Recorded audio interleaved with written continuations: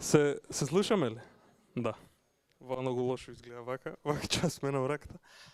Здраво на сите. Јас сум Душко, со Пале организираме Пајдата настани тука во Бейс 42.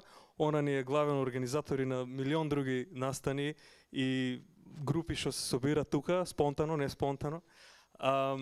Така да, еве, априлско издание, после празници, чест и задоволство ми е да го представам Марко. Уште поголемо задоволство ми е што оваа презентација ќе биде малку по-теоретска, ќе опфане голем спектар на некои од попознатите архитектури, денеска што се многу популарни, за да не ни изгледа сето тоа како само еден black box црна кутија, малку да влезиме внатре и да видиме што уствари се случува. Нема да должам многу, еден голем аплауз за Марко и да почнеме.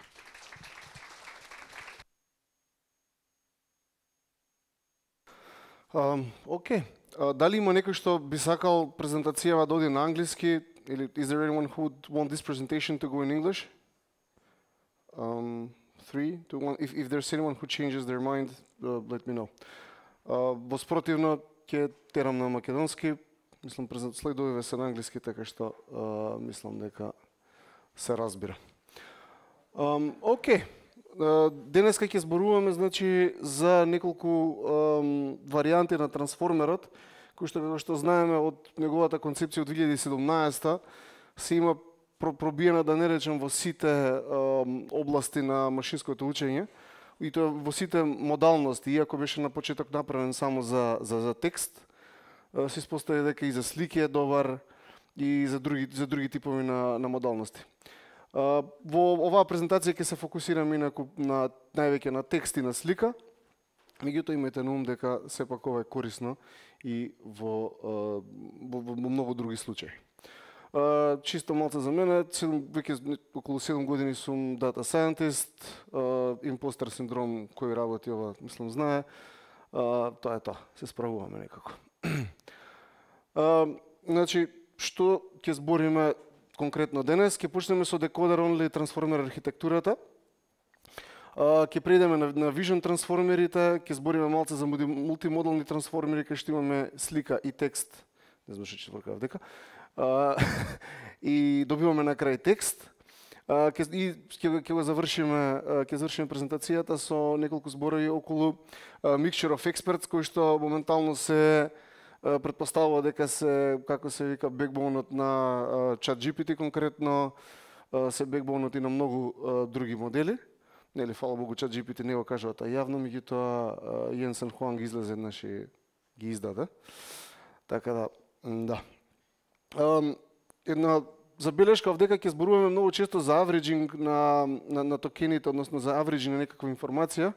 Ова е, како се вика, една, како да кажам, забелешка која што ја даде еден чест гостин на настанов Александар, кој што и минатиот пат презентираше, така што мислам дека е добар фреймворк, на добар начин да се гледаат работиве. Трансформириве на некој начин, ја гледаат историјата и прават тежинско одпросечување на историјата. Прајќи го тоа многу пати, ги добиваме резултатите. Океј. Да, и што е некој целта на презентацијава, да ги видите уште еднаш трансформериве. Човек некогаш треба да ги види ствари повеќе пати додека да се навикне. Тешко е да се разберат од прв, од втор, од трет пат, некогаш и од 10 пат. Меѓутоа, жив човек на све се навикне, така што ќе се навикнеме на трансформериве, веројатно. Така да. Дури фон Нойман вика, во математика не ги разбираме работите, едноставно се навикнуваме на нив, а фон Нойман е еден од најголемите умови на 20 век. Така да. Океј, да почнеме со декодер онли трансформерот. Имаме, како се вика, што е целта на трансформеров во декодер онли системите? Целта е, имајќи историски текст, да го предвидиме наредниот токен, односно наредниот збор, најлесен начин за размислување, наредниот збор во секвенца од зборови. Како се вика, имаме инпут од сите претходни зборови и овој трансформер за првиот збор ќе проба, кој ќе има информацијата од првиот збор ќе проба да го погоди вториот, кој ќе има информацијата од првиот и вториот, првите два збора ќе проба да го погоди третиот, кој ќе ги има информациите до третиот, проба да го погоди четвртиот и така натака. Така што имајте го и ова на ум за тоа како пробува да ги погодува стварите. Кога кажуваме погодување, мислиме на класификација од можен, како се вика, конечен дикшенери кој што си го задаваме. Битен дел е овој attention делот, најбитен дел од attention делот е како се вика multi-head attentionот, односно маскираниот multi-head attention конкретно во decoder only инфраструктурата. Имаме еден дел овде исто кој што е feed forward, тој ќе ни биде битен во mixture of experts, бидејќи тоа е тој дел каде што се наоѓаат уствари експертите и всушност каде што и се наоѓаат најголем дел од параметрите во самиот модел. Значи најголем дел од параметрите се наоѓаат во feed forward, а компутацијски најтежок на некој начин, посебно при долг инпут е овој multi-head attention овдека. Како што кажав, како се вика, од самиот свој зачеток во 2017 се не се гледа ради мене. Како се вика, трансформериве имаат одлични резултати. Најпрво се направени за да преведуваат текст, понатака се генерализирани и на поголеми, односно покомплексни, да речеме, таскови. Само чисто да напоменам дека трансформериве се ние ги гледаме како LLM, се викаме леле колку зафаќаат простор, колку се тешки computationally. Меѓутоа имајте на ум дека уште тогаш, уште 2017 имало модели кои што биле state of the art, погледнете ги овдека, кои што биле многу поскапи за тренирање од самиот трансформер. На некој начин трансформерот бил симплификација од компутацијски аспект. Значи стварите станале поедноставни за третирање со трансформерите, отколку што биле со сите овие претходни модели. Инаку ако има некои прашање или корекција, конкретно слободно прекинувајте, не се стрчајте. Така што да, битна забелешка ми е оваа, затоа што ние ги гледаме сега, како се вика, трансформери, леле, тој трансформеров е, нели, large language models, меѓутоа не, сме имале доста, како се вика, поголеми ствари кои што не функционирале едноставно толку добро. Океј, битен дел на, како се вика, битен дел во трансформерот е овој attention механизмот. Во него ќе видиме, како се вика, дека имаме query keys and values, веќе сте ги чуле веројатно, кои што се трансформација од оригиналните податоци, X се оригиналните податоци, правиме трансформација, правиме некаква овдека математичка операција, односно ги множиме некако работиве, ќе видиме точно што правиме. Овдека нормализираме, односно делиме со димензионалноста на секој хед, чисто за нумеричка стабилност. Кога ќе гледате прв пат трансформеров или ако сакате да го разберете, чисто игнорирайте го, за да не дивергира тренирањето, заради тоа е ставено. Може да се игнорира комплетно за разбирањето. И на крај ќе видиме дека ствари правиме некакви манипулации врз една од трансформациите од оригинални податоци. Инаку повторно зошто decoder only го земам како прв пример, затоа што е наједноставен од сите, како да кажам, од сите варијанти, барем според мене, а во него ги содржи сите компоненти кои што се потребни за разбирање на моделот, барем пак и најкомплицираните се таму. Ако тоа го разберете после со малце, како се вика, читање понатака, ќе се разберат и другите работи. Океј. Ова слика според мене, како се вика, најбитна, овдека само пишува independent linear transformations of the same data X, all of the same shape. Значи, query-то, key-то и value-то, сите имаат ист shape. На почетокот го имаме X, односно нашиот датасет од embedded tokens, односно рачунајте, не знам, примеров овдека, ако имаме we hate writing code, рачунајте сме го разделиле текстот на токени, сме го токенизирале и сме го ембедирале. Имаме embedding на секој токен, односно секој токен станува вектор и на секој тој вектор му додаваме уште positional encoding. на позицијата. Овој се наоѓа на нулта позиција, positional encoding 0 додаваме, positional encoding 1, 2, 3, затоа што се наоѓаат на тие позиции во самиот текст. Битна работа е тоа во трансформеров и првпат се јави ваков енкодинг на позициите на зборовите во самиот трансформер. Модерниве како сека трансформери користат нешто малце покомплицирано од ова, меѓутоа за разбирање на работите овој positional encoding е доста добар. Значи почнуваме повторно од текстов и го ембедуваме со тоа што секоја како се вика секоја редица е ембединг на еден токен на почеток. Да, имаме овдека ќе биде ембедингот на we, ембедингот на hate и така натака. Сега за сега овдека нема мешање на информации. И само ако го погледнеме овој токен, отприлика ќе добиеме информација дека станува за we, значи ако го гледаме само овој ред, ќе знаеме дека станува зборот за we и веројатно ќе имаме некаква информација за тоа дека се наоѓаме на нултата позиција. И така натака за понатамошните зборови. Сега за сега во моделов нема ништо што ќе ни индицира, односно што ќе има мешање меѓу информациите, пример writing нема да знае ништо за ова што го претходи. И тоа ќе пробаме на некој начин да го решиме овдека. Значи оригиналните податоци, повторно ќе речам, ќе што имаме редици, секоја редица е ембединг на еден збор, на еден токен, полесно ми за збор да го кажам затоа што за разбирање е едноставно по-окей според мене. Правиме 3 линеарни трансформации од оригиналните податоци. Значи оригиналните податоци ги трансформираме со едни weights за queries и тоа ќе ни ги направи queriesот. Со втора трансформација ќе ги добиеме keysот. Значи со повторно somnoženje со матрица која што ги носи weights за keys и со матрица за values ќе ги добиеме самите values. Значи рачунајте дека ги имаме истите податоци трансформирани на 3 различни начини. Ствариве ги трансформираме на вектор basis, ќе видиме и тоа како точно изгледа. Од queriesот и keysот ќе сакаме да направиме на некој начин некаква зависност да видиме меѓу два токени.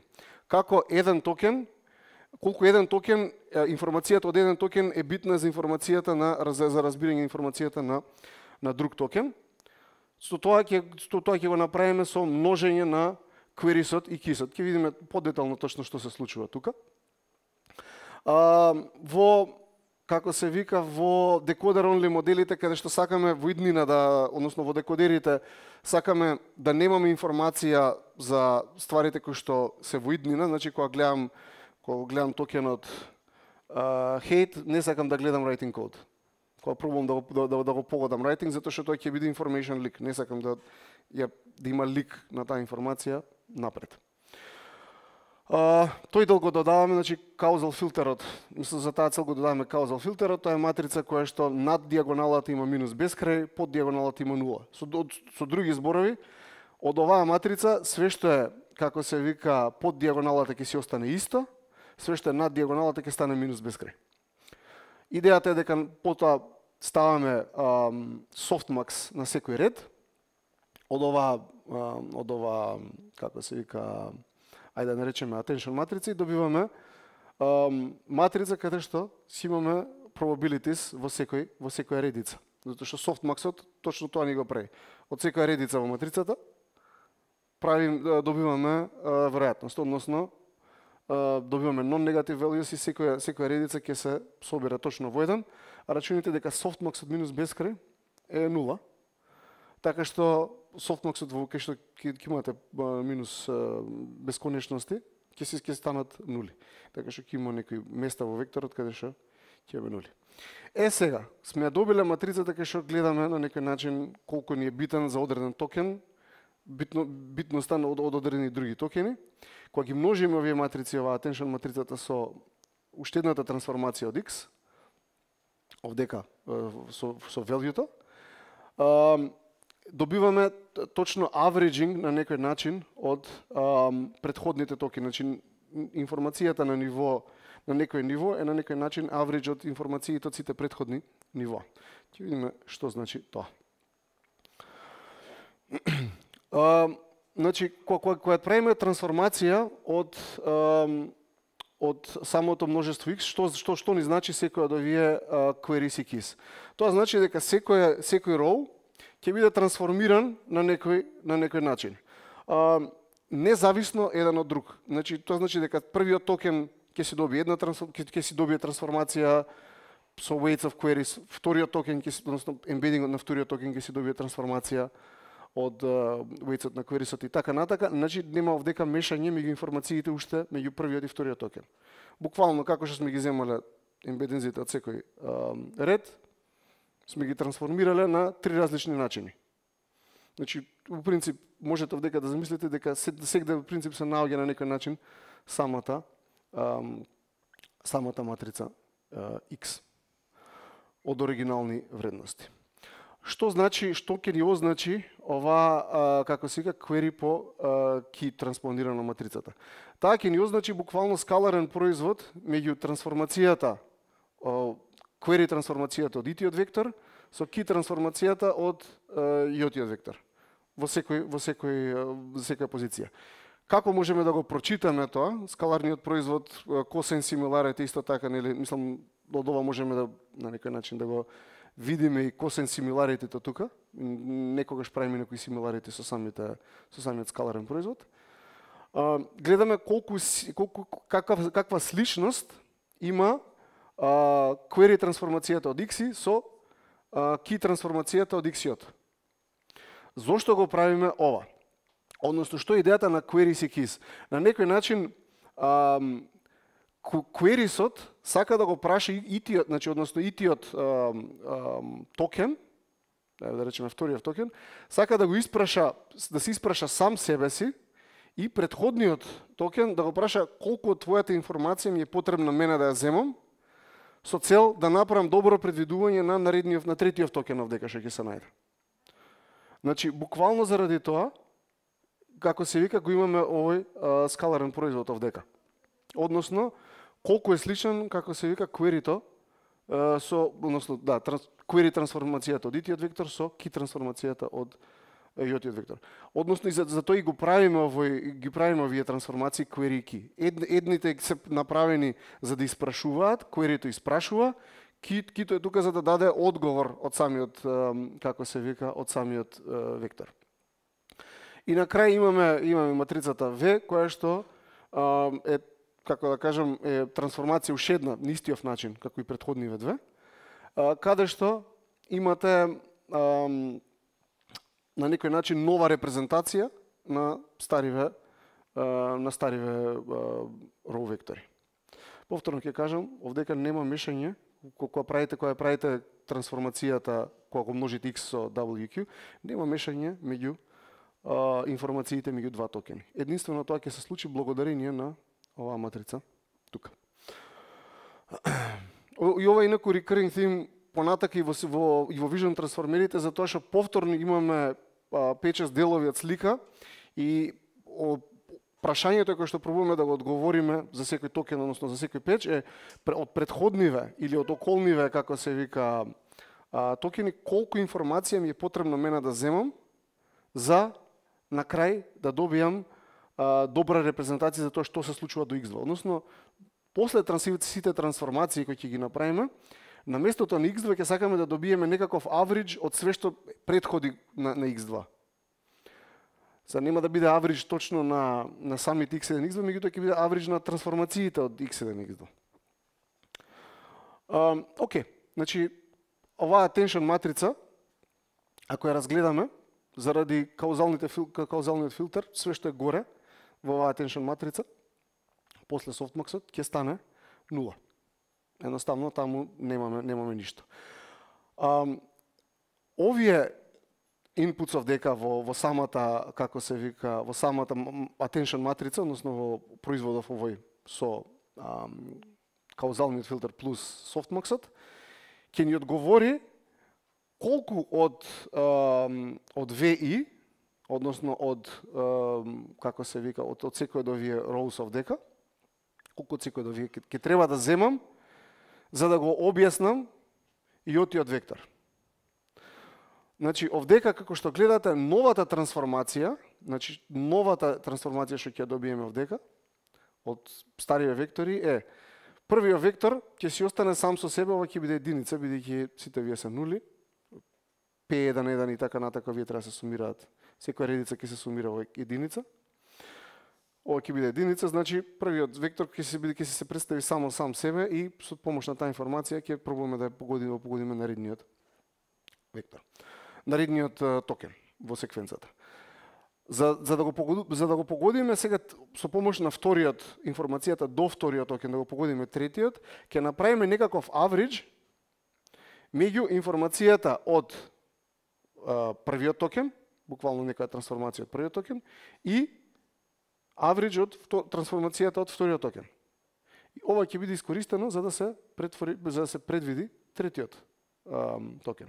Значи повторно, што ми е битно дека да назначам е дека информацијата која што после сите овие трансформации, која што ќе добиеме до катиот токен, е average на сите states до него. Average од трансформации, меѓутоа сепак е некаков просек од сите претходни states.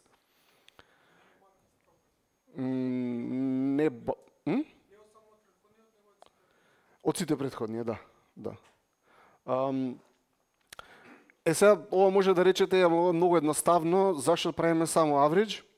И едноставниот одговор е дека едноставно функционира. И на некој начин космодиск принцип функционира, го користиме. И ако ме прашате мене, искрено е малци зачудувачки што функционира, значи ние све што правиме некаков average на цела историја и со помош на average-от на претходниве зборови, успеаме да го погодиме наредниот збор. Така да. Сега, ова се повторува повеќе пати, затоа што на почетоков сега кога ги гледаме после првиот layer, првиот attention layer работиве, кога сме го авриджнале овдека вториот збор пример, кога сме го земале авриджот од вториот збор, овој втор збор овдека при првата трансформација немаше информација од целата своја историја. Како ја повторуваме операцијава, на некој начин правиме average од averages од цела историја. Значи овие ствари овдека добиваат се повеќе и повеќе контекст од историјата и повторно се искористени за како се вика, за погодување на наредниот токен. Ама ако сега прв пат го гледате, што би сакал да задржите за вас е дека информацијата за предвидување на наредниот токен е average од сите претходни информации до самиот тој токен. Кога збориме за text completion.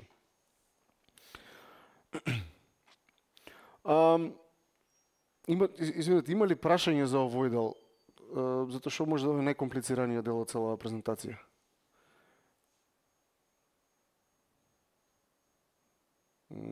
Окей.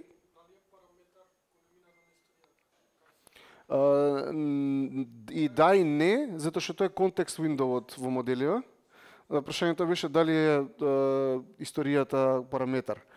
Во стандардната имплементација не е параметар затоа што ја гледаме целата историја во тој контекст виндоу. Имаме fixed context window, значи дека трансформериве гледаат само одреден број на токени во историјата.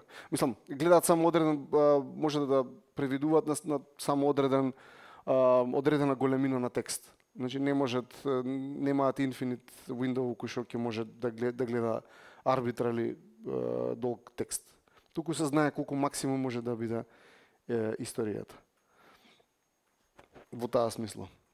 Меѓутоа, како се вика, последниот токен ќе види целата историја, односно репрезентацијата на целиот токен, на последниот токен, извинете, овдека, ќе добие average од сите овие од целиот датасет. Така што, да. Откако ќе го направиме ова, значи откако сме добиле averaging, наредно што се случува е поминуваме низ multilayer perceptron, односно низ најобична невронска мрежа, каде што каде што секој, како се вика, секој леер ќе си помине независно еден од друг во невронската мрежа. Овие параметри овдека ќе си поминат независно во невронската мрежа. Забелешка само уште едно за овој дел, поточно овој дел. Стварите кои што ги учиме при тренирањето, конкретно во самиот attention механизам, се, како се вика, овие weights за трансформација на податоци во values, keys и queries. Значи, тие се тренираат низ целиот процес. Ова чисто за делов на attentionот. Исто така се тренира и ембедингот, како ќе се ембедува секој збор, и positional encodingот, односно positional embeddingот, како секоја позиција ќе биде ембедувана. Да.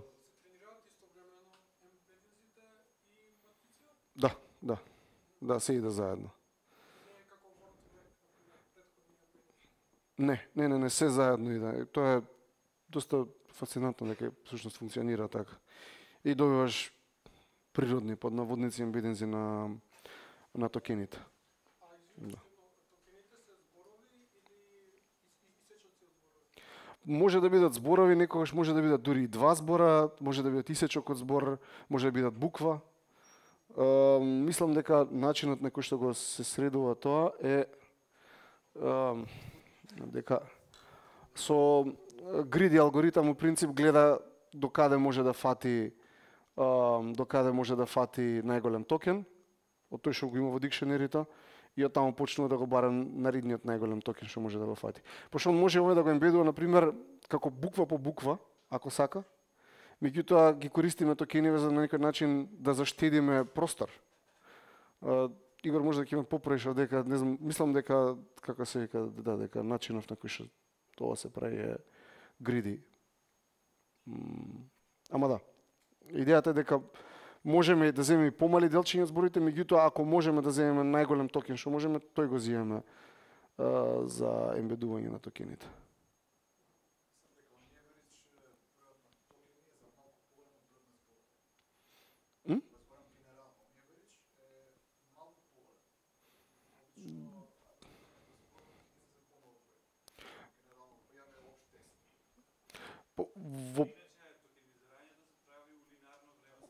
Само да го подава микрофонот, ако може. Токенизирањето се прави во линеарно време, со динамичко програмирање, да го токенизираш целиот стринг у најмал број на токени. Во едно поминување можеш да го најдеш како ќе изгледа. Само чуваш позиција до секој летар, колку токени ти требаат и можеш да идеш. Така. Хвала. Да, со тоа што мислам и за зборовите, затоа што ги имаме и зборовите и плюс имаме и букви.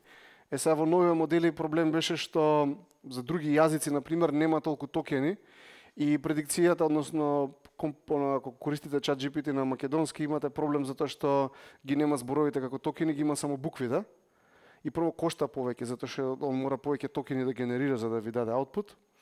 И како второ, едноставно не перформира толку добро од некоја причина, кога ги нема честите зборови за самиот јазик. Па во новиве модели на ChatGPT мислам дека зема и за повеќе јазици токенизираат зборови конкретно за јазици и тие ги додаваат.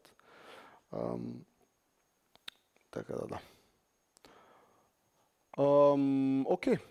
Повторно ќе кажам овдека, значи лежат многу голем број на параметри. Кога ги правиме овие трансформации овдека, queries, keys и values, овие матрици, кога ќе ги собереме сите, да речеме дури да имаме овдека multihead, ова се случи во multiheadот, само што на крај outputот ќе се конкатенира. Значи, ако гледате multihead attention, знаете дека овие query, keys и values се само помали матрици, почнуваат од целиот датасет, меѓутоа завршуваат во нешто помало. Меѓутоа ги имаме повеќе, така што сите queries кои ќе ги собереме, добиваме матрица n по n, кај што n е бројот на embedding size-от. Односно, како се вика, извинете, зборам за weights-от на queries-от. Weights-от на queries-от ќе биде n по n, кај што n е embedding size-от. Keys-от и values-от исто ќе бидат n по n матрици, така што тука ќе имаме 3n на квадрат weights, кои што ќе треба да ги тренираме. Од друга страна, во multilayer персепторот имаме овдека 4n на квадрат, затоа што имаме прво од n во 4n linear layer, 4n на квадрат матрица големина, овдека че од 4n назад во n, односно имаме матрица од големина повторно 4n на квадрат, така што тука во овој дел имаме 8n на квадрат, како се вика, параметри. И заради тој кога ќе го гледаме Mixture of Experts, ќе видиме дека уствари точно тука се јавува во овие леери. Да, инаку чисто уште еднаш напомена, оваа информација ќе биде искористена за после сите овие, како се вика, после сите овие averagings, после сите леери на attention. Инаку да, attention layer-от зима информација која што ќе има димензионалност, значи секој вектор тука ќе си има димензионалност n, колку што е димензионалноста на ембединзите. И секој attention layer зима, како се вика, вектори како input со должина n, враќа вектори со должина n. Така што можете да го повторувате тој процес повеќе пати на averaging. Нема менување на шејпот измеѓу леерите на attentionот. Овдека повторно, значи NLP-то повторно каков што шејп ќе земе, таков шејп и ќе врати. Таму за да добие, како се вика, поголеми информации, овдека ќе изголеми димензионалноста, ќе направи релу, нелинеарност ќе воведе, после ќе ја намали назад. Како се вика, да.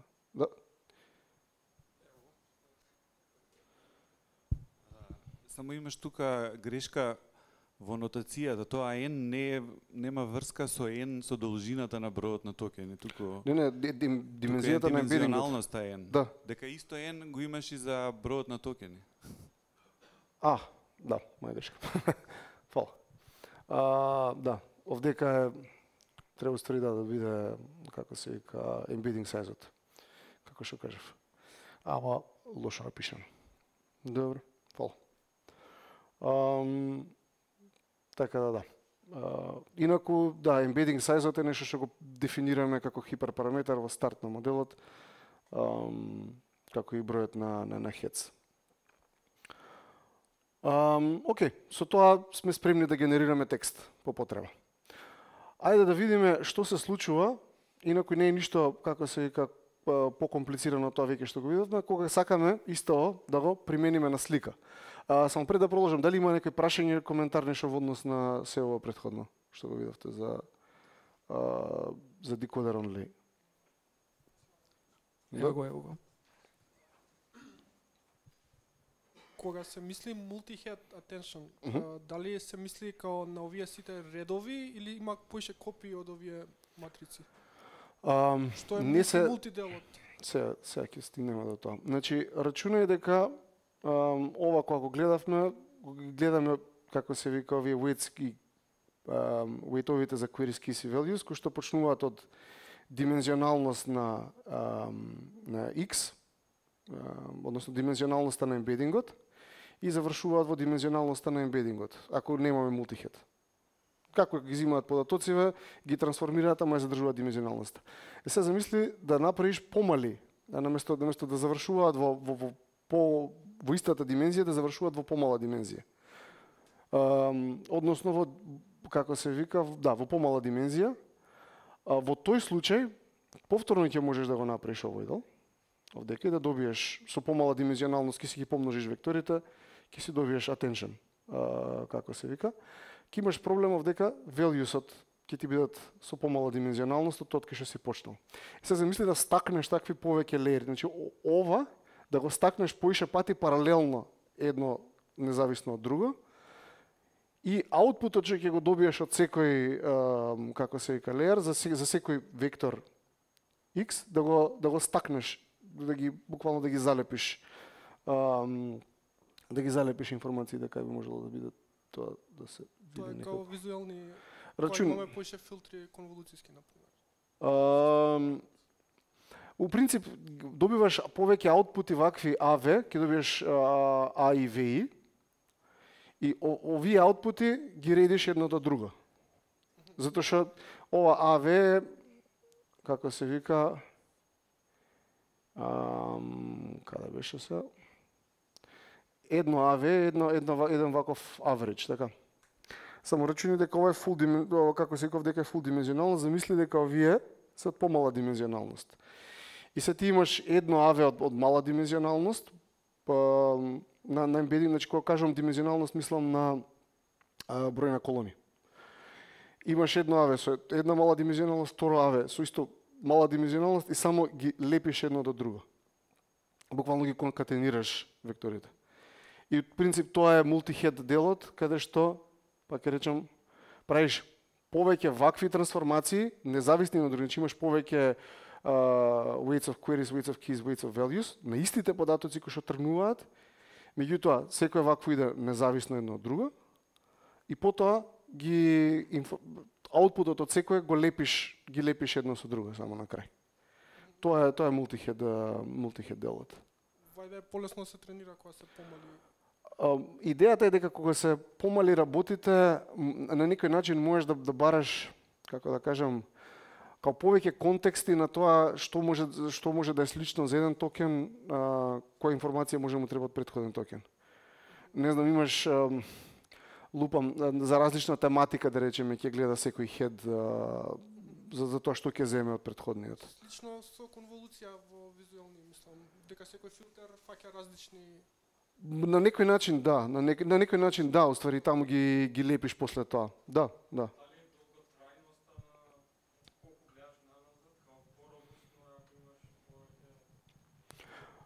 Па и тоа плюс да, му даваш и повеќе шанси на некој начин да задржи некоја информација да не заборави од историјата.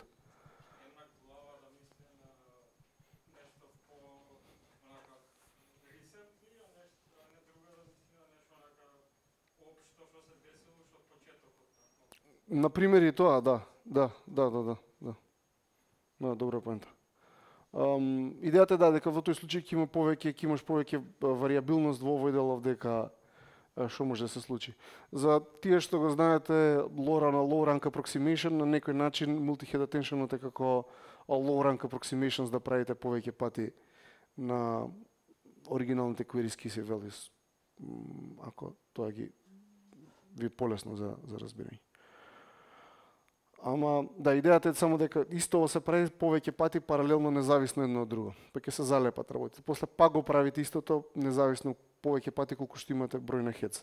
У принцип ова се случува, секој хед ова го прави. И да, на крај ги лепиш само стварите. Затоа што лепењето е многу едноставно овдека, у конволуциите некако во нова димензија ги лепиш, овдека самата димензија на embedding ги лепиш. Како се вика, некако вака, како хоризонтално ги, мислам, да. Ги залепуваш информациите од секој хед. Одговор на прашањето? Друго прашање некаде има?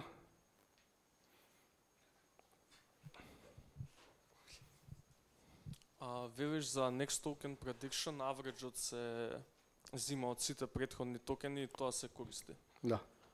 Информација, некаков авредж, прво трансформација по авредж, ама да, авреджот. Значи, дека јас имам гледано дека фактички само последниот токен се користи за, бидејќи последниот токен има целата информација нели од сите претходни, тој се користи. Тој дел не ми е баш јасен. Зошто го спомнувам ова? Многу добро прашање. Ова го спомнувам затоа што во тренингот ти паралелно пробуваш да погодиш што кога би го имал само првиот токен да го погодиш вториот, што ако ги имаш првите два пробуваш да го погодиш третиот, ако ги имаш првите три да го погодиш четвртиот, со цел да го убрзаш тренирањето. И тоа е уствари многу добар трик за тренирање на овие мрежи, место да чекаш ти да го изавреđаш цел претходен контекст, за да го погодиш не знам, 1001 токен, ти викаш, чекај, ќе тренирам и со првиот токен да го предвидам вториот, и со првите два да го погодам третиот, и со првите три да го погодам четвртиот во исто време. Значи има многу голема паралелизација која што се случува и таа е целта заради која што имаш ваква, како се вика, заради која што имаш ваква структура. Идејата што е? Идејата е дека ти ќе бидеш способен, ако го истренираш ова вака, ќе бидеш способен, ако ова не го гледаш, пак ќе можеш да го погодиш третиот збор. Значи он ќе научи да го погоди третиот збор само од два токени, ќе научи од 3 токени да го погодува четвртиот збор и така натака. Да не мора да чека 1000 токени или треба да ставаш пединг некаков предходно. Ако те разбрав, овој авредж само при тренирање се користи, а за инференца не се применува или? За инференца се применува повторно затоа што рачуни се дека ова во еден леер се случува, ти ќе го земеш авреджот од претходните токени, така? Сега ќе го направиш повторно, ти attention, како се вика, multi-head attentionот се прави повеќе пати, се стакува еден врз друг. И на некој начин тука ги имаш average of averages. Значи, кога ќе го направиш втор пат, веќе овие ќе бидат некакви averages од своите истории. Трансформирани averages. Ова ќе биде исто некој трансформиран average од својата историја. И на некој начин во наредните степови немаш само average на некој начин од ро претходните токени, него имаш average of averages. Ако тоа прави смисла. Да.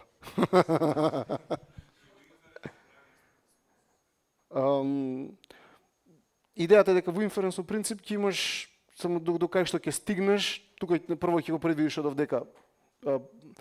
Пример, имаш прашањето тие, не знам, 3 токени, се лупам, кратко е да речеме, ама да. Он ќе ги види 3 токени, ќе знае да го предвиди четвртиот токен. Ќе го предвиди четвртиот токен, ќе го врати тоа, меѓутоа вие ќе ги има више прикомпютет ствариве. И ќе може со помош на вие прикомпютет ствари да го предвиди четвртиот токен. Да се врати назад со информацијата од четвртиот токен да го предвиди петиот. И така натака. Ќе има на некој начин прикомпютет информација од претходните averages. Мислам дека идејата доаѓа дека на секој леер потребно е да авреджнеме цел контекст, ама за најпоследниот леер од трансформерот, мислам дека таму може да скратиме да се земе само од последниот. Дека тоаш не ни требаат веќе преходните во формулата. Ти требаат во смисла на тоа дека значи вака, кога би имал еден attention layer, ќе ти треба само ова. Меѓутоа ти затоа што правиш ги стакуваш, мислам, attention layer еден врз друг, значи од attention во attention layer, ти ќе мора да ги имаш пресметано и претходните averages. Да, ама зборам за најпоследниот, тогаш не ти треба целото, туку може само последното. Мислам дека ќе мораш сите да ги пресметаш. Исто кога би погодувал next токен и тука. Затоа што на некој, мислам, ти ќе искористиш, на крај ќе искористиш само оваа информација за да го предвидиш наредниот збор. Кога ChatGPT ти пишува, ја користи само оваа информација за да ти го предвиди претходниот збор. Извини, наредниот збор. Меѓутоа, он мора да ги направи и овие овдека пресметки. Исто како кога би му требале тие за да погоди нареден збор. Мислам дека прашањето му е дека правиш семплинг за следен токен само од последниот. Во инференс, не правиш од сите претходни. Не, правиш од сите потребни. Затоа што ќе те пуштиш и репрезентациите од доле да идат нагоре, по последното ниво имаш репрезентации за секој токен. Да.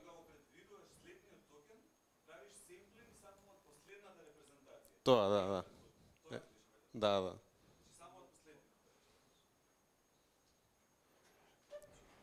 Има ептен мала оптимизација за најпоследниот степ кога се прави семплингот, ама окей. Да.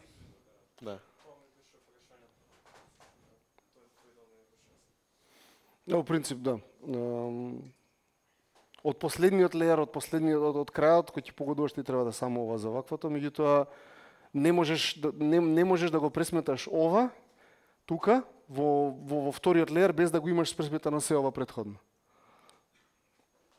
Ќе мораш да ги направиш сите претходни computations за да го ќе мораш да ги направиш сите претходни computations како кога би ги погодувал наредните зборови претходно, меѓутоа нема да го правиш последниот степ на предвидување зашто веќе го имаш зборот. Знаеш кој ти е. Меѓутоа да, ќе мораш да ги направиш сите степови од attentionот претходно. Малце збунувачки е.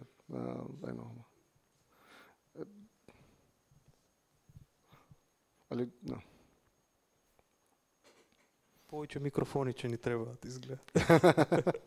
И изгаси, снема батерија. Има потенцијал за наредни спикери, изгледа така да супер. Да. Уште некој прашање на тема? Затоа што пак ќе речеме најбитно све така што ќе гледаме, како да кажам, као последица на сеава. Може ли ја Слободно? некако сето воа ми е, мислам, сигурно е така, ама тешко да верувам дека на крајот е диференцијабилно. Нака, нели, за да се тренира, сето воа до сега што го зборувавме, на крајот треба да се сведе на некоја си функција која што може, нели, да ја итерираме, односно да најдеме некој извод, градиент, бла бла бла. Дали мислам дека имаш имплементацијски некако направено, мислам тренирано трансформер, па сакам да те прашам дали има некој посебен пристап или само е, не знам, еден модул од PyTorch ги дефинираш еден по еден атеншените или некоја споредба со обична feed forward network. Дали има некој посебен пристап? Оти некако многу компоненти ми се и за тоа. У принцип можеш да ги дефинираш, мислам, има готови имплементации во PyTorch што ќе дефинираш број на heads, ќе дефинираш embedding size и ќе дефинираш број на леери и ќе го добиеш трансформерот направен. Нема да мораш да ги гледаш сите чекори засебно и така натака. Така што направено е тоа да може да го направиш high level ако сакаш и да го добиеш трансформерот со, да речеме, релативно малку степс. Една конфигурација само да му пуштиш од тие потребните параметри и тоа е тоа. Дури може па и поедноставно може од конволуцијски мрежи, затоа што таму си ги дефинираш леер по леер, дека буквално му кажеш толку леери, толку, како се века, heads, толку embedding size и он си прави сам понатака се. Така да тој дел е абстрахиран, значи не мора ни да се замараме со некој. Да. Фала. Да, сите се ќе готово, мислам, има се готово. Переноси. Нема ли други имплементации што не се переноси? Па има, мислам, сите што си ги прават, сите што тренираат LLM си прават своја имплементација, најчесто кастом си ги прават стварите. Ама збориме за големи фирми од типот на, не знам, Мета, Google и така натака.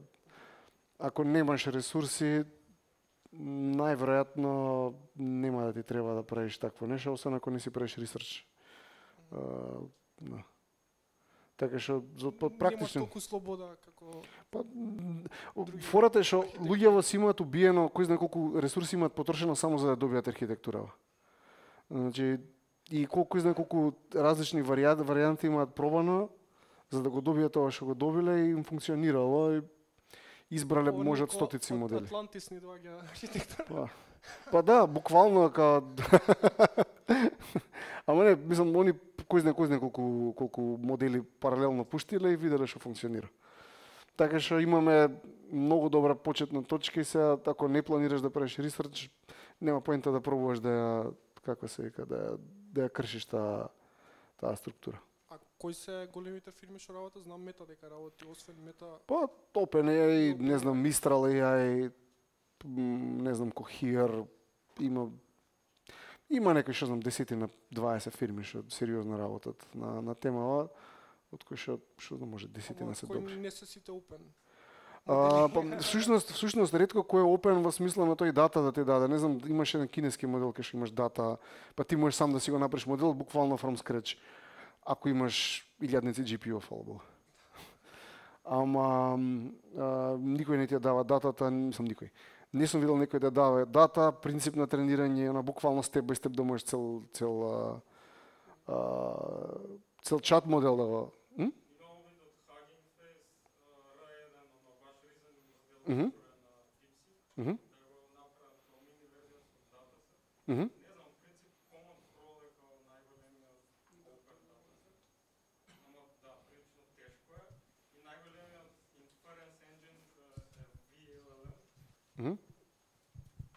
VLLM е најголемиот open source inference engine што е за LLMs и многу се фокусирани баш на attention механизмот, особено што K и V матриците нели може да се кешираат.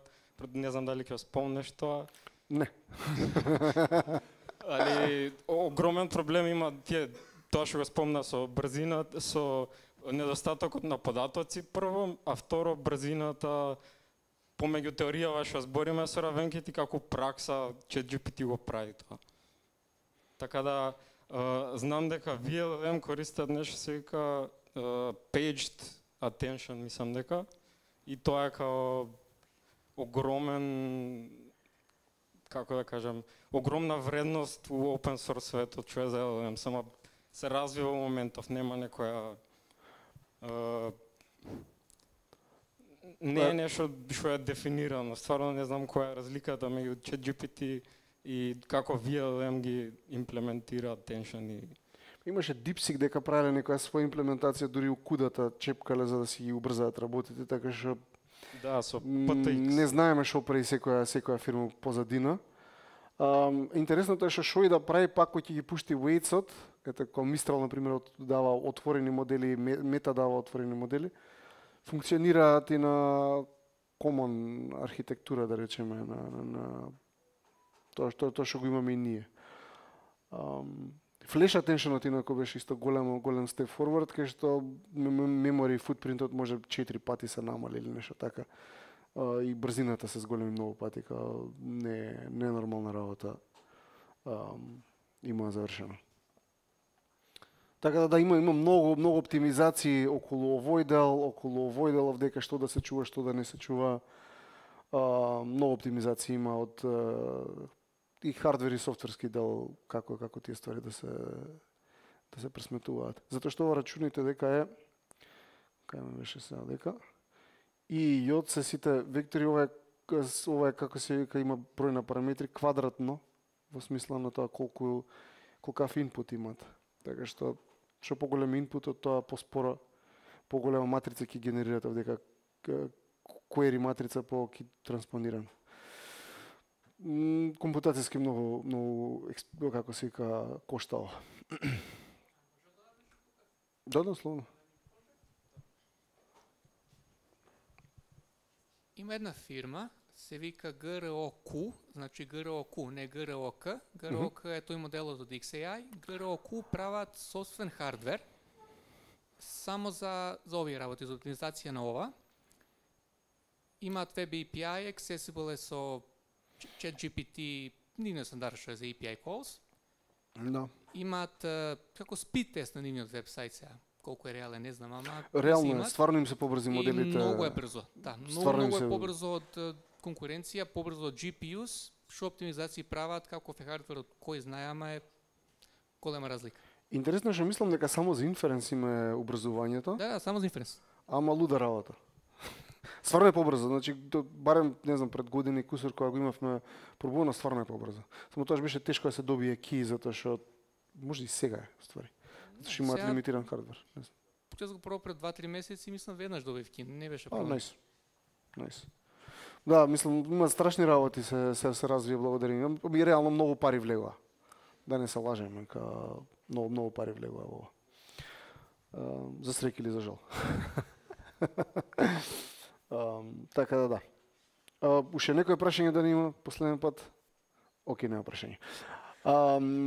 Океј, да видиме како оваа архитектура можеме да ја искористиме за слики. И прво инаку многу е фасцинантно дека воопшто можеме да го искористиме за слики. Vision трансформерите се појавија малце покасно, мислам дека 2020 отприлика плюс минус, може 2019.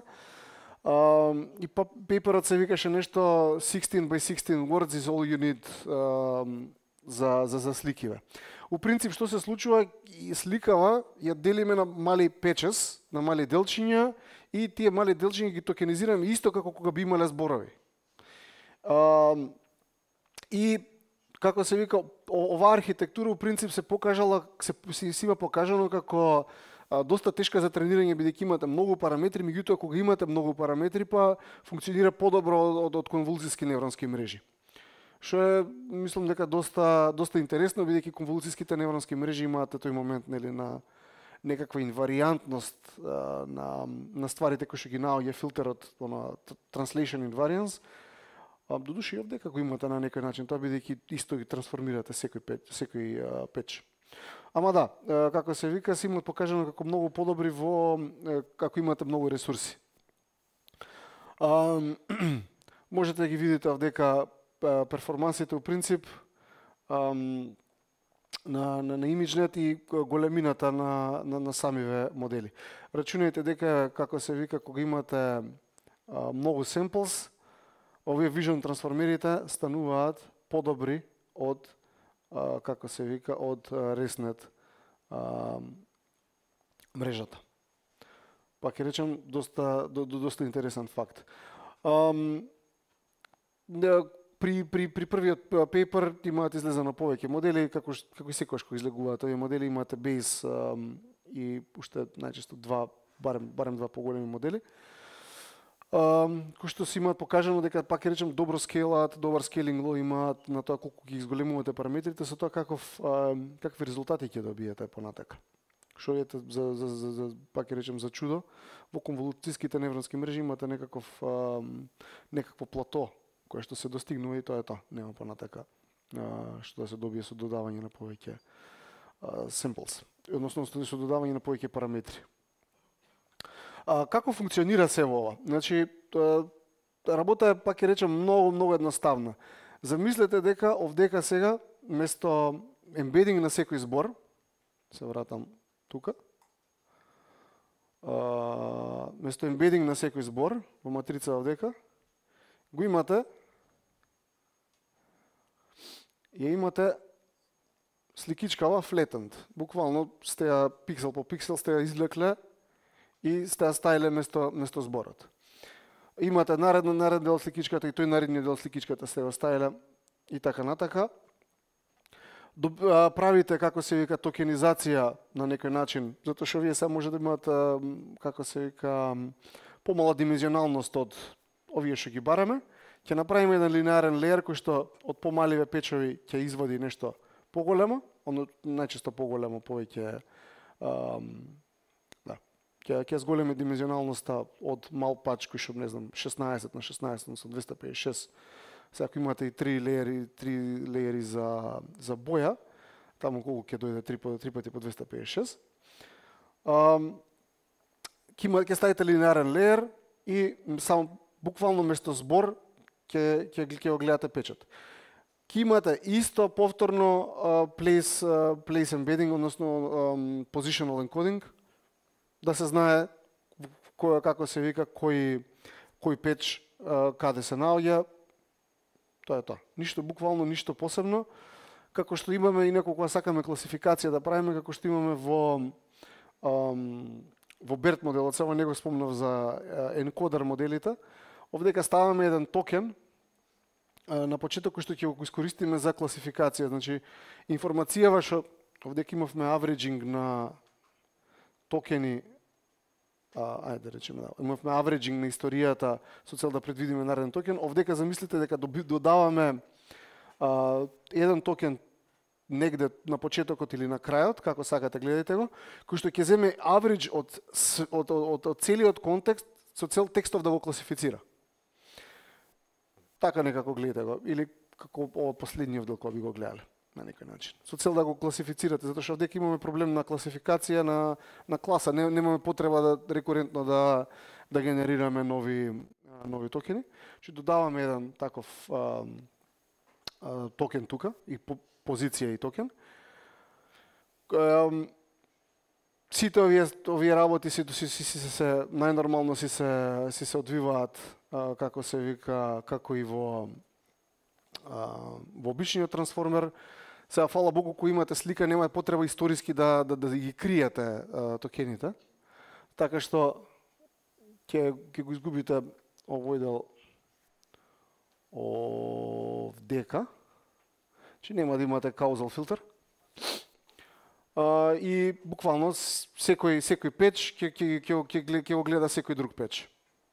Со тоа што на крај ќе имате на некој начин место авреджинг на зборови ќе имате авреджинг на информацијата од печовите.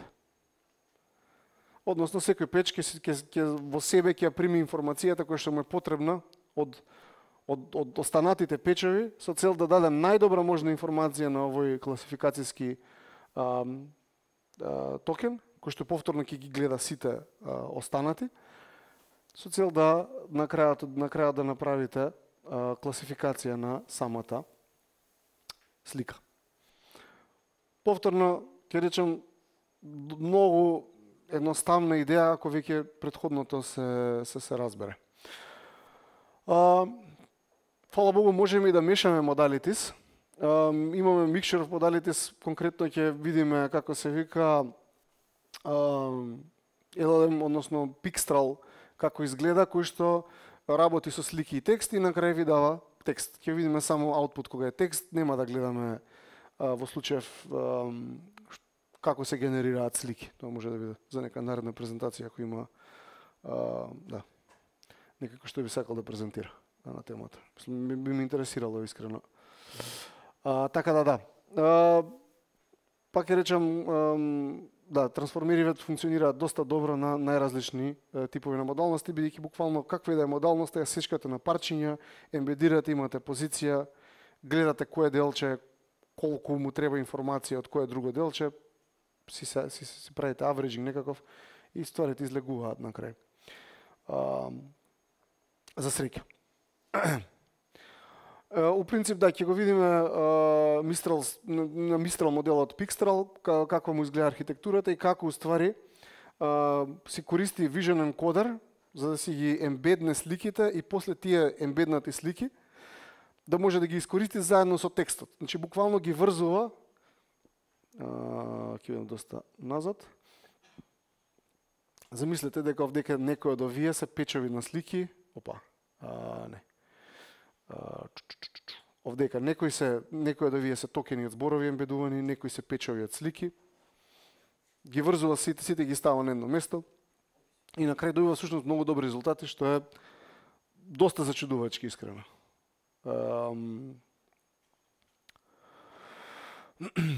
Значи, што се случува? Го ставате слика и тоа можете да му ставите слика со повеќе различни големини. Во однос на големината на сликата, он ќе си ја подели на печеса. Не знам дали се гледа овдека ова еден печ, овдека е втор печ, трет печ, четврт печ. Потоа имаме текст и понатак имаме повторно уште една слика. Ова е еден печ, мислам печ. Може не се приметуваат боите, овдека е подцрвено. Идејата е дека овој дел ќе биде представен, овие два токени ќе бидат представени тука, плавиот дел ќе биде представен тука. Овој дел овдека се сликава е поголема, ќе биде исечена на повеќе делчиња. Овој дел жолтеникавиот дел ќе биде тука, ова црвениот тука и зелено-плаво-зелениот ќе си дојде овде. У принцип, што се случува е дека секоја слика, независно од себе, ќе биде направен ембединг, ќе биде направен, како да кажам, visual трансформација со цел да се ембедне, односно се добие добар ембединг на секоја од овие печес. На некој начин секој од овие печес повторно ќе добие некаков average од останативе во околината, за цел да се добие добар ембединг. И штом се добие добар ембединг, го ставаме тоа, како што го спомнав тука, ќе си ги залепиме стварите, зборови некојаш ќе бидат печес од слики. Немаме гајле.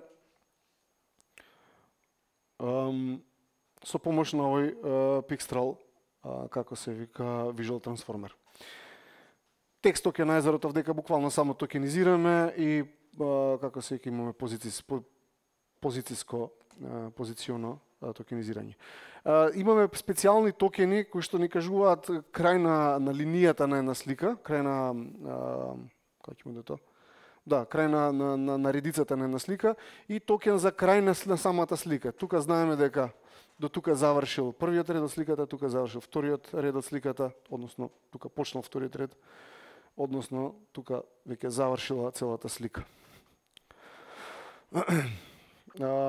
Интересно што нема токен овдека за дека почнува сликата.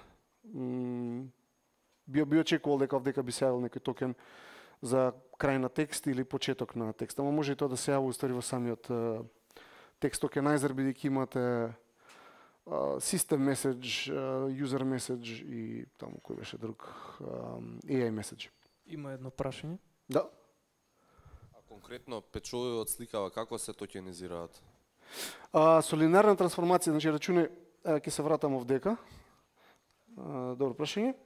Значи, ја гледате, ја сечете сликава, така? Секоја слика, потоа ја развлекуваш во вектор. Буквално флетенинг ги правиш. На тој флетен вектор му правиш линарна трансформација. Од димензијата на да речеме, не знам, ова е 16 по 16 по 3, значи ќе имаш линарен леер кој ќе почне таму и ќе заврши во D модел, во некој ти. Така, на тој начин функционира претварањето од печна слика во токенизирање, во на некој начин ембединг на делчето. Енкодарот што го претвара печот во ембединг конкретно како се тренира? Овдека е како се вика претварањето на печот во... Добро, таа е посебен модел? Не, се тренираат, све се тренира заедно. Се тренира заедно. Исто како во language моделите. Кај што ембедингот на токените ембедингот на токените се тренира заедно со целата мрежа. Значи, на пример, само кога има слика ќе се тренира овој дел и така на така. Во овој Vision Transformer дел, како се вика, извини, ако ме прашуваш за кога се мешани стварите? Па да, мислам, нели кога тренираме некој мешан модел, прво ќе тренираме за текст. И односно не прво, туку и треба да тренираме и за текст и за слики и за посебно текст и за посебно слики и за заедно и така натака. Дали овој тренинг се одвива само кога има слика вклучено или и кога е текстот сам по себе? Мислам дека има претренирање на овој модел овдека за сликите, кога се прво се само слики, прво се претренира, мислам дека овој дел тука. Мислам, овие два дела се исти. Во принцип, ова и ова е исто, тука истите тежини ќе се Мене ми има логика, на пример, сликата, конкретно мачката, да има некој опис, на пример, на мачката, така натака, и после тоа, откако ќе има својата слика, некој превод во зборови, пошто нели една слика е еднакво на 1000 зборови, така вајде и ова го рачуна. И после тоа, во однос на текстот да се зима како контекст во целиот разговор. После тоа се дотренира, како што викаш. Мислам дека почнува со претренирање на овој дел како класификацијски алгоритам, со цел да може да ембедне добро сликата. И текст токенайзерот сам по себе. И потоа мислам дека претренираните модели се ставаат и се дотренируваат, односно се фајнтюнаат. Така мислам дека се одвива, ама не сум 100% сигурен.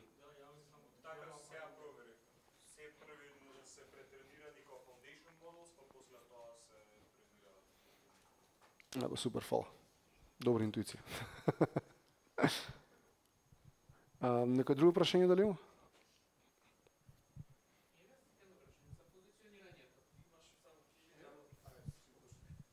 За позиционирањето, значи тука ги гледаме да замислиме како во Word документ, че има некој текст, сликичка, така да го концептуализираме.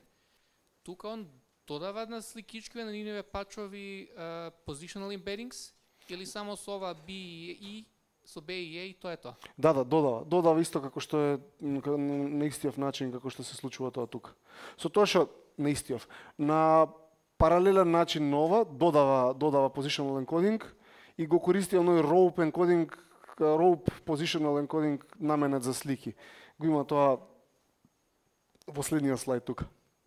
Океј, практично прашање тука. Значи тука имаме тука или тука? Без збор, this is a cat. Следниот слайд. Идниот, претходниот. Тој. Океј. This is a cat се 4 збора, пред тоа имаме колку се 6 пачови таму? Да. Значи тие се 0, 1, 2, 3, 4, 5, 6. Па првиот this е 7-миот, па после доаѓа 13 првиот од сликата со кучето. Да. Значи така линеарно си одат. Да. Океј. Со тоа што имаш еден ембединг кој ќе биде направен на ниво на слика, за да се направи овој прво ембединг на токените и понатака дека би се случило уште еден ембединг на позициите. Тука, мислам дека. Океј, фала. Јас имам прашање околу ова генерирањето на печови. Сега може допре со тоа 16 без 16 што спомна пейперот. Дали тоа слично на токенизација на стринг која се прави со други зборови, не знаеме колкави печови ќе бидат секој пат, пошто на илустрациите секој пат и се 6x6 и на знаеме. Тука знаеме. Има предетермин да е бројот на како се вика на големина на печовите. Да. И тоа е зависно од сликата, претпоставам колкава е. Не, всушност печовите се со фиксна големина, а во однос на тоа колкава слика ќе биде сликата е големина е бројот на печови што ќе биде потребен за да се покрие сликата.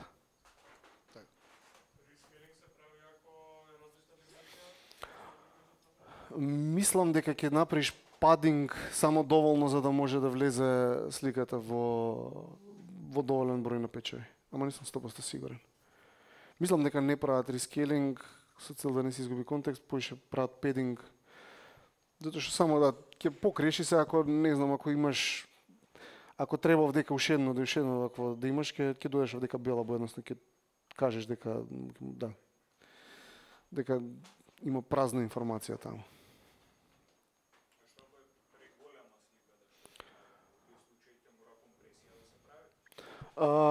Се додека види овие се прво многу голем контекст зимаат.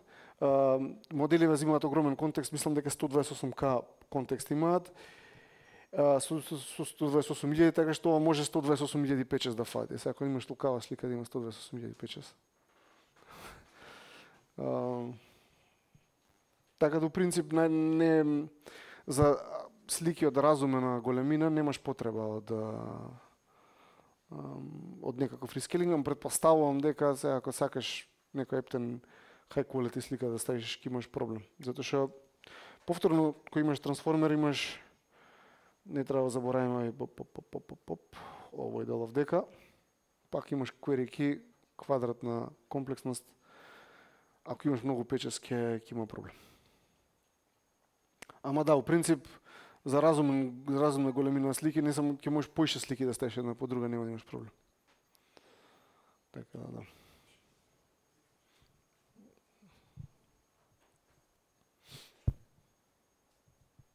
Прават ли некакви train time augmentations и test time augmentations на сликиве кога ги пуштаат низ моделиве, како во класично computer vision?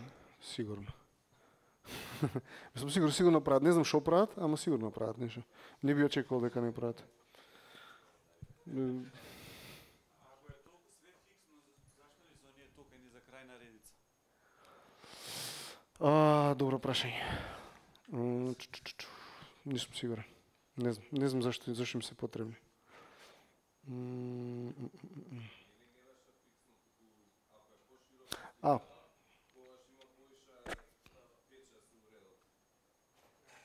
Да, добра поента.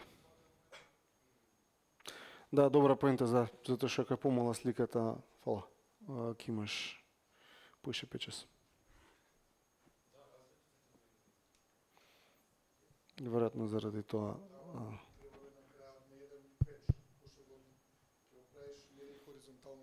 Ќе знаеш колкав е печот секогаш. Нема ти треба тоа средина петот брекот. Ќе ти треба на крај, пошто не знаеш колку вкупно печот. Ама знаеш еден колку е тоа. Немам размислено искрено за тоа зашто би му требала таа информација на моделот. Мислам, да. Не знам зашто би му требала таа информација. Би требало, да, кој ќе го направи овој дел овдека, би требало тоа да биде вметната негде тука, ама веројатно експериментално им се покажало немала рака дека е подобро вака, па го направило. Да, може. За да подобро да се снајде. Или пак на некој начин овдека имате самаризација на цела редица во сликата. Може и тоа му функционира добро на моделот. Му доаѓа добро да има самари на поише самарис на некој начин на самата слика. Овдека овие токени му даваат таква можност на моделов.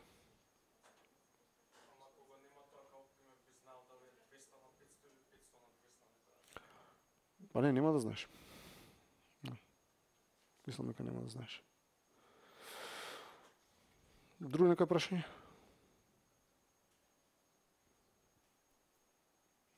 Океј. Како се вика, идејата е дека ако имате повеќе слики, секоја слика се гледа само самата себе си при овој Pixtral Visual Transformer. Заради тоа овој блок Diagonal Tension Mask сака да каже дека сликата кога се ембедува, се гледа само самата себе. Еднава слика ќе се ембедува тука, ќе си го добива другата слика паралелно, ќе се ембедува тука и нема да се гледаат овие две слики при ембедирањето на стварите. Така да, тоа е принципта. Овдека имате инаку друг тип на positional encoding, group encoding, имаат некој дводимензионален начин да го направат ова. Океј. Има некој прашање уште еднаш за ова, пошто се надам не сум баш експерт на. Што викаш? Блок Diagonal сака да каже дека овие ствари тука ќе си се гледаат само сами себе, затоа што оваа слика е засебна една слика, а оваа слика при ембедингот на овие само токени додека да се направат пред да бидат ставени. Да, тука. Attention меѓу сликите се прави тек тука, откако ќе бидат ембеднати еднаш, ќе бидат залепени и тек тука веќе секоја слика ќе се гледа една со друга. Така го разбрав барем ова кога го читав.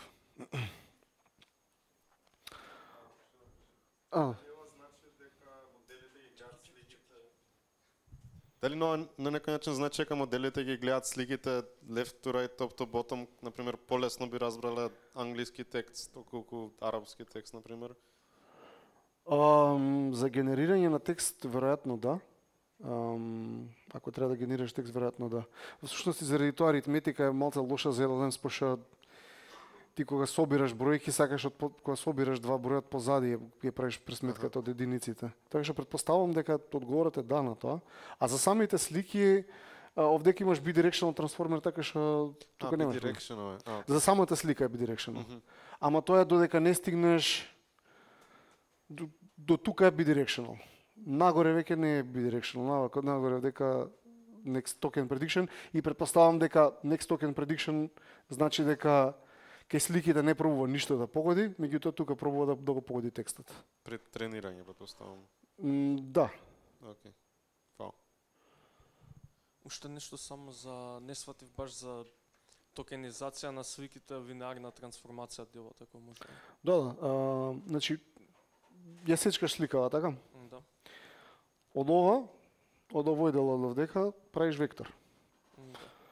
Тој вектор сакаш да го доведеш, за да правиш attention, сакаш да го доведеш до некоја си предефинирана димензионалност. Веројатно ќе биде 16 по 16 по 3. Да, RGB. Едно вакво, кој ќе го исправиш, кој ќе го направиш flattening, тој е еден вектор, и ќе направиш линеарен леер кој што input димензијата му е 16 по 16 по 3, output димензијата му е некој од овие. Аха, и тоа е тоа е да токен модел што се тренира. Да. Neural net, ама кон neural network или Да. Затоа што у принцип линеар леер тебе ти е матрица, буквално множење со матрица. Така што имаш множење на матрица со input димензија 16-16-3, output димензија што е да одлучиш ти. Аха, и таа матрица се тренира фактички. Да. Okay. Исто како што тренираш embedding матрицата. Многу назад. Тука. Значи embedding матрицата е у принцип матрица од shape, embedding димензија по dictionary size. И имаш one hot encoding на некој начин. Овдека имаш, кога имаш зборови, имаш one hot encoding. А кога имаш слика не е спарс, не е само една единица, него е твој вектор, input векторов, кој што си стандардниот. Така. Уште некој прашање?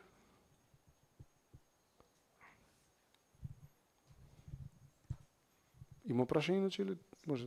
Изгледа нема. Окей, all good. Mixture of experts. Значи, како што реков, најголемиот дел од проблемите, од параметрите се явуваат во овој мултилеер персептрон. Се замислите да можете да имате, да си бирате, да имате повеќе вакви мултилеер персептронс, од кои што можете да си изберете еден за да направи вашата трансформација. Во тој случај, ќе можете да имате, прво иначе рачуните дека имате дека спарсите ради релуто, ќе може да активирате само еден дел од овие параметри, за да вие завршат работата. Значи, нема да морате да го активирате, да ги активирате целите леери. И тоа ќе ви даде на брзина, фала Богу. За почеток, затоа што ќе можете да значи, користите само дел од овие параметри, тука кои што се наоѓаат. И, у принцип, тука е цел тој целата таа филозофија на Mixture of Experts. Јас искрено кога почнав да ги гледам ствари, мислев дека буквално се повеќе трансформери стакнати еден до друг, потоа бираме кој трансформер ќе превземе ќе го превземе токенот, меѓутоа после сватив дека тој нема баш смисла затоа што после тоа ќе треба да ги прекомпјутате. Ви требаат овие ствари при компјутер, ако имате различен трансформер, па ќе треба на некој начин историјата овде каде имате при компјутер, проблематично е. Нема потреба тоа да се прави.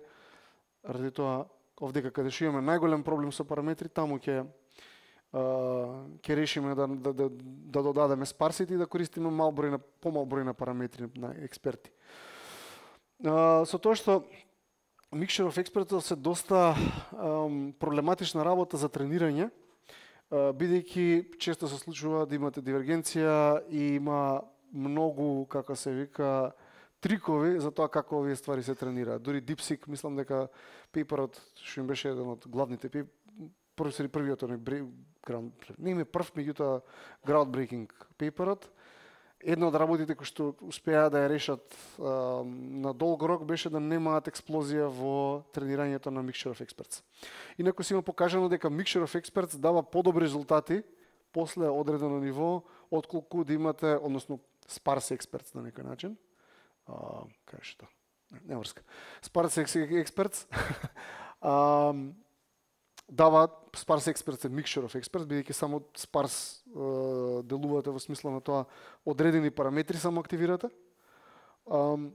Дава подобри резултати, требаше да ставам таа табела, дава подобри резултати отколку кога би имале денс матрица.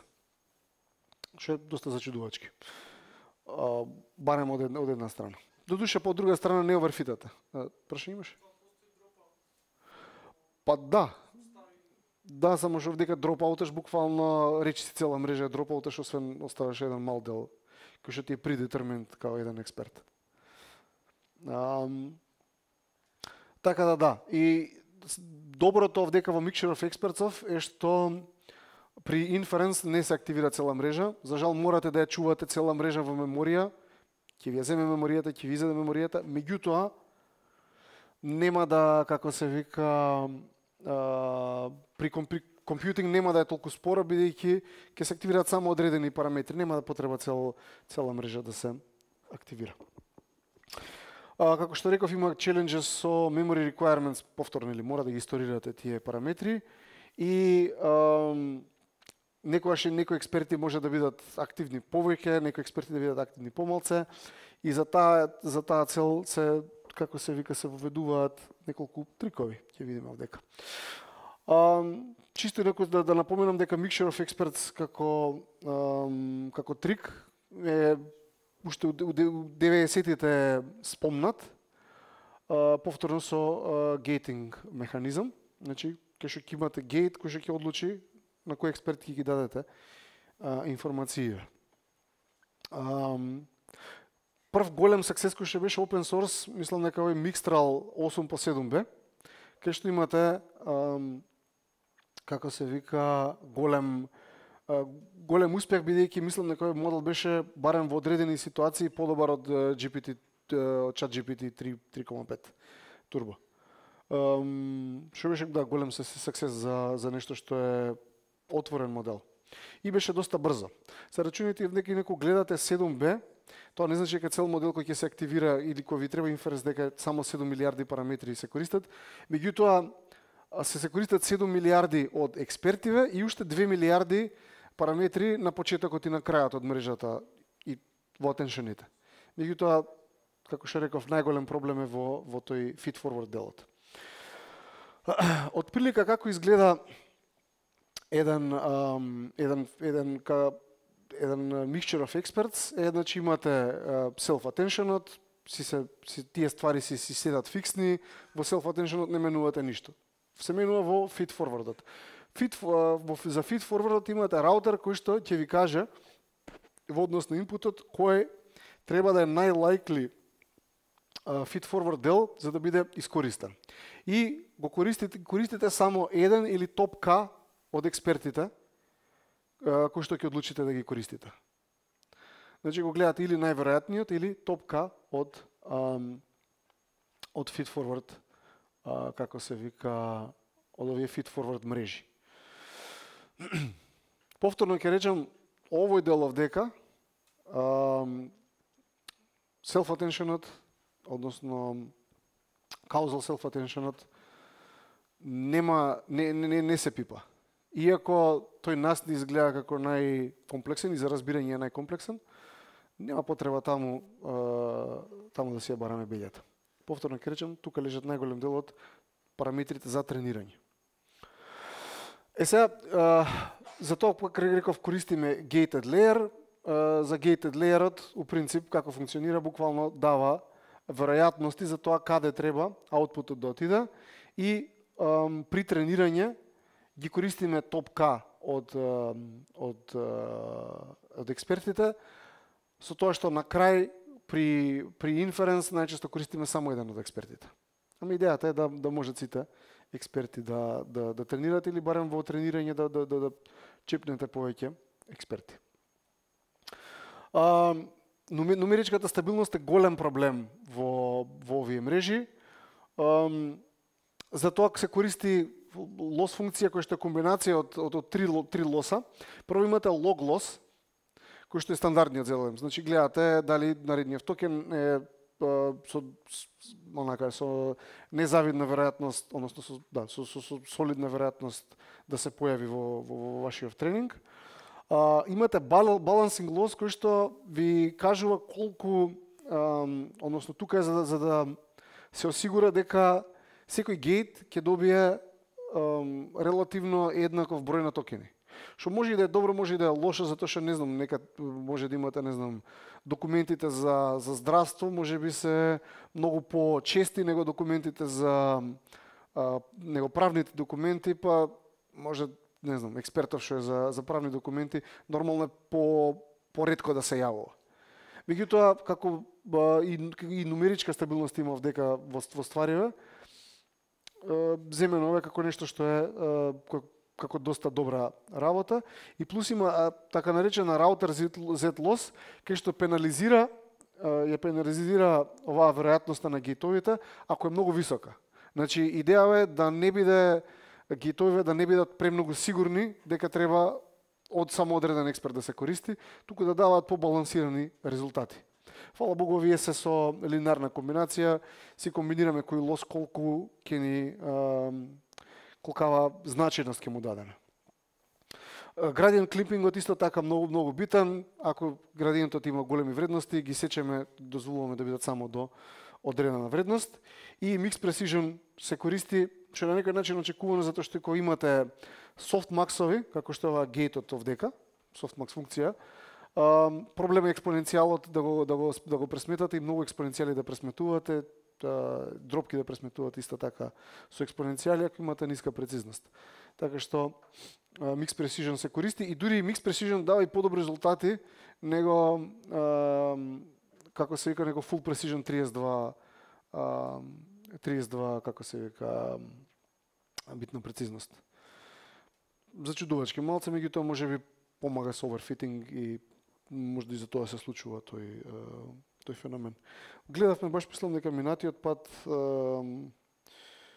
на мината презентација за овие работи дека и од други модели функционираат вака, дека ако имате Mix Precision подобри резултати добивате отколку ако се фиксирате кон bfloat 16 или float 32. Ама да. И ти спорите се. Така да, од принцип тоа е тоа. За денес благодарам на вниманието. Дали има некои прашања?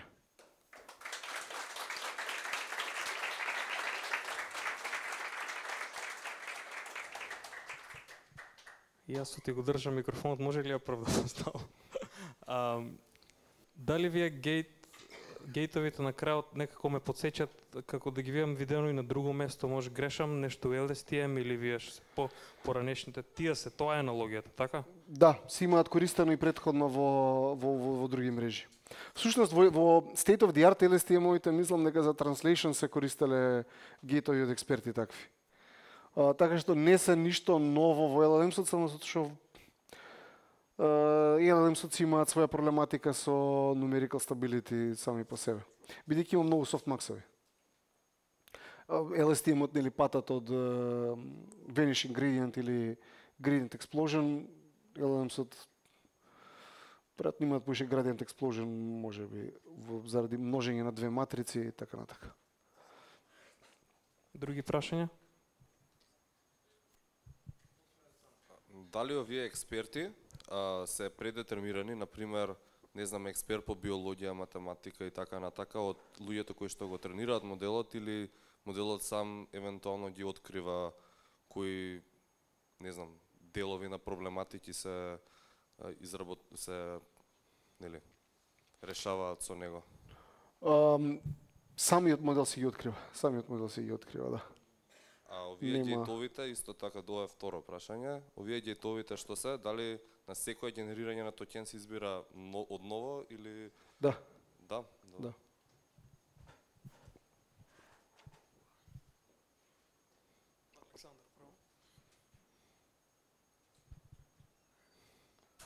Моето прашање е, секој гледам системов раутер, прво што ми текнува нака школски пример од Game Theory, Multi-Armed Bandit. Имат ли правено нешто такво со reinforcement learning, кој е најдобар, со најголем скор, eventually да се одбери како експерт, или е се само стандардно, типично тренирање за моделиве, што е со додаток на GT механизмов? Мислам дека е стандардно, само стандардно бирање на, како се вика, на експертот. Нема, мислам дека нема, како се вика, такво бирање за тоа кој експерт ќе биде најдобар за даден токен, па на тој начин да се оптимизира изборот на, како се вика, на експерт. Меѓутоа може би грешам. Можда и, мислам, веројатно постои некој пейпер негде каде што го пробуваат и тоа, ама колку што разбрав не се користи тоа барем во тоа што е publicly known. На крајот денот може би некој да го користи, да не го има објавено, да. Исто така. Така да. Океј, фала.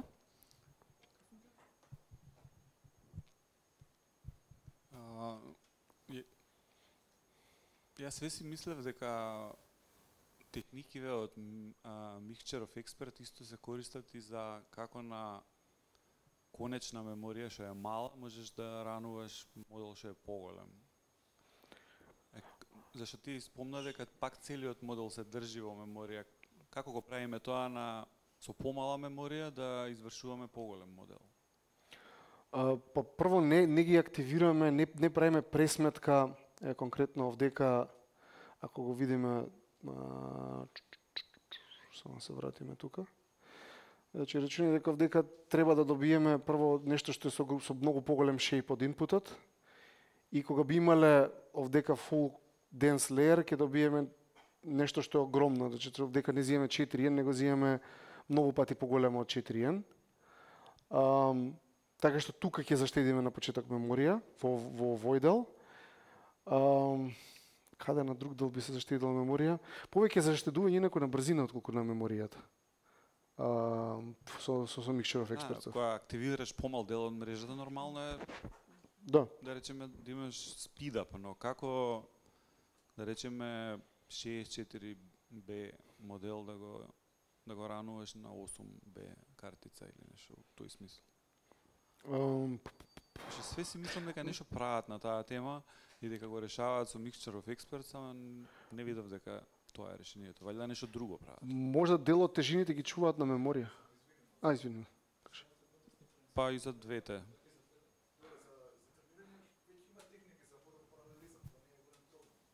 За тренирање зезното е пак повторно затоа што на некој начин пак ги чуваш сите параметри и ти требаат, меѓутоа имаат големи дата центри, на некој начин мислам дека во моментов поише ги кошта за инференс делот.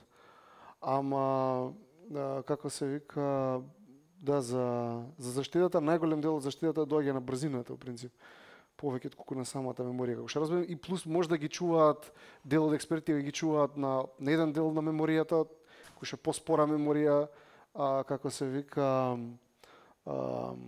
тие кои што треба да бидат активни во моментот ги чуваат на брзиот дел на меморијата, така што не мора да се сите параметри лоадирани баш таму кај што ќе се случува пресметката во дадениот момент. Можеби. Предпоставка ова чиста.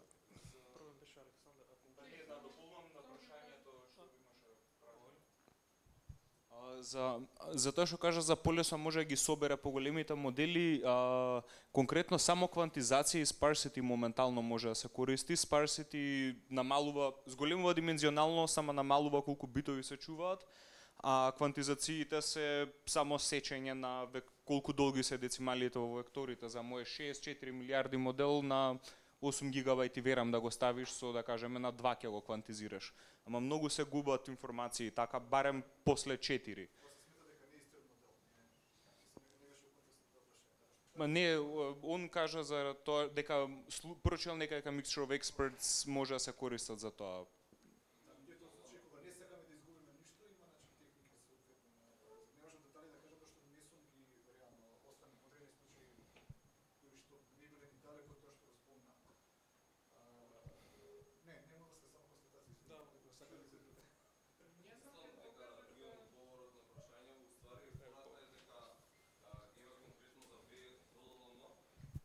Може да се направи моделот да биде рануван дистрибуирано и сега, ако еве DeepSeek го рануваме што има 670 билиони параметри и мислам дека беше Mixture of Experts, тогаш делови од тие експерти може би се рануваат на различни графички картички или на различни компјутери и кога имаме инференција само се препраќаат во таа мрежа на одреден дел и така штедиме ресурси. А конкретно дека се во меморија, ама ако не знам, секој збор треба да менува одбира кој експерт се активира, тогаш ќе треба тој експерт од меморијата на рамот да се доведе во графичка, па да се губи време додека се прави тоа и не е ефикасно апсолутно, така што целата поента со дистрибуирањето на процесирањето за штедата на енергија. Нафер, пола. Друго прашање?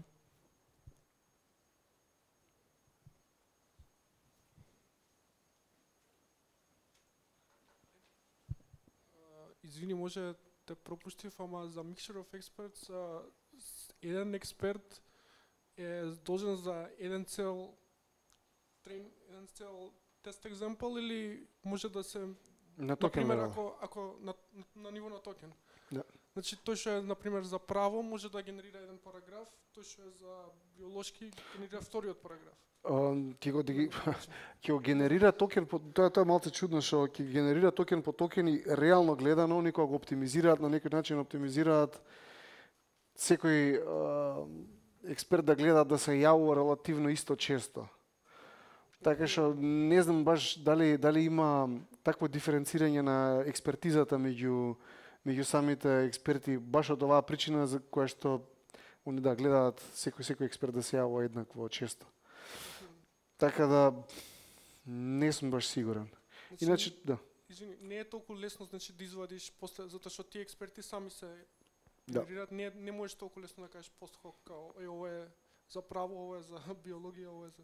Имаше интересен ресерч иначе на ова прашање од Антропик за тоа како се вика, кои делови од мрежата реагираат на кои типови на токени, надвор од темава на Mixture of Experts. Па не знам, може да се проба и да се спојат тие две работи кај Mixture of Experts, да се види дали има некој таков момент. Меѓутоа по конструкција проблемот е што имаш повеќе лосови кои што баш спречуваат дисбалансиран. Што го прави моделот помоц explainable на некој начин? Да, дефинитивно. Да. Можда не знам, еден збор се користи за stop words, друг се користи за што знам, за глаголи, друг за именки, нешто така може да на такво некој ниво да е по поделена работата. Меѓутоа, да, вака најблизок тој ресерч кој што го знам е од Антропик на Social Explainability во LLMs и кој дел од мрежата генерира што. Дури да можеш да ги слайдаш, не знам, да даеш одреден, не знам, да зголемиш пример по неутралност или по агресивно да збори со слайдање на некаков параметар. Да. Ама тоа ако те интересира, мислам, интересно за читање.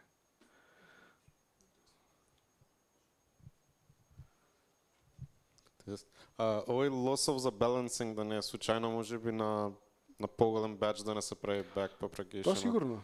Да, дека ти кажа ако се дае еден документ што е, не знам, law или медицина, тогаш не е реално нели да бидат подеднакво искористени, можеби тоа се прави на поголем бач со поразновидни.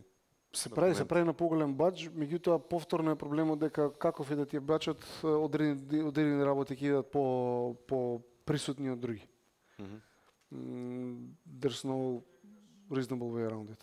А колку што знам, немаат направено нешто кај што ќе пробаат да му дадат шанса да се специализира во одредени области, да речем. Тоа мајно лично. Друго прашање што имав е дали според архитектурата е можно различните експерти да се различна големина, различен број на параметри, дека немам седно до такви модели, мислам дека потребно ти е потребно ти е за attention ти е потребно да имаш цело време иста димензионалност. Сега ти можеш да направиш одредени експерти, затоа што тебе те интересира буквално само feed forward layer-от. Ти можеш да направиш одреден експерт да е само секунда. Затоа што принципов дека го правиш тоа. Може да ги направиш овие експерти да не оди од 1 во 4, може да направиш да биде оди во нешто поголемо или помало. Овдека исто, мислам овдека да го направиш да оди не знам во 3N. Ама овдека назад ќе мора да го вратиш назад во не овдека N треба да биде D димензионалност на моделот, D модел. Ама да, ќе треба од кај што си тргнал да се вратиш. Што ќе правиш измеѓу во самиот експерт не е толку битно. Значи теоретски би било возможно, да. Теоретски возможно може да ставиш и по-густа мрежа, овдека поише stack layers, може да правиш комбинации. Да, а друго нешто од ова што гледано нели за Mixture of Experts, они бираат повеќе експерти per токен. Да, на почеток кога го тренираат топ K гледаат при тренирање и авреджуваат. Значи авредж се прави обично. Да. Добро.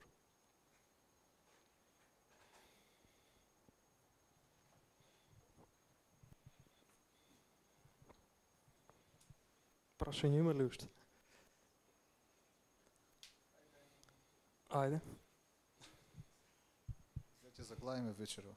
Ај ќе се обидам едно прашање ако сакаш да ми одговориш, ама прво на констатација, фасциниран сум колку информации наброи, како го испрезентира ова, затоа што посебно математичкиот дел на архитектурата на трансформер, затоа што реално се ако тргам од себе си, ќе со трансформери одамна работам, освен во првите година-две, после ова ми исчезна од главата некако, така што фала што малку ме потсети на некои работи, затоа што во бизнесов гледаме само use case-ови, така.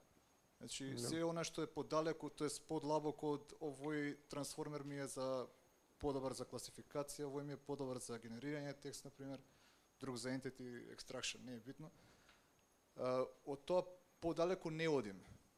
Сега ова го испрезентира, бајдове многу ми е мило што имаше добри прашања. Значи има надеж за... Да, и мене исто Милош имаше многу прашања како се. Да, се фасцинирав исто така колку луѓе се навлезени во ова архитектура. Не дека е единствено, не дека не најперформантна сега и Мамба се појавува и некои други. Не е битно, меѓутоа се уште во врвот. Тоа мора да бидеме реални. Да. Сега ако можеш, ако сакаш, тоест да ни откриеш, затоа што ова добивам печатот дека си навлезен и дека конкретно работиш на оваа проблематика. Тоест ова математичката репрезентација ти помогнала некако или во конкретен некој use case на работа си ја искористил, си го искористил ова знаење. Ако би сакал да споделиш нешто околу тоа би било окей, ако не можеби од X причини можда бизнисот не ти дозволува во секој случај. Не, со задоволство затоа што видеото е на YouTube од претходната презентација од ХТ кога го презентиравме. Тоа би било доста вредно, мислам дека затоа што некако еве јас лично ова не би ми помогнало во мојот бизнис во случај. У принцип што се случуваше бидејќи бев во R&D тимот тој еден период. Доека бизнисот не во Хатек, да.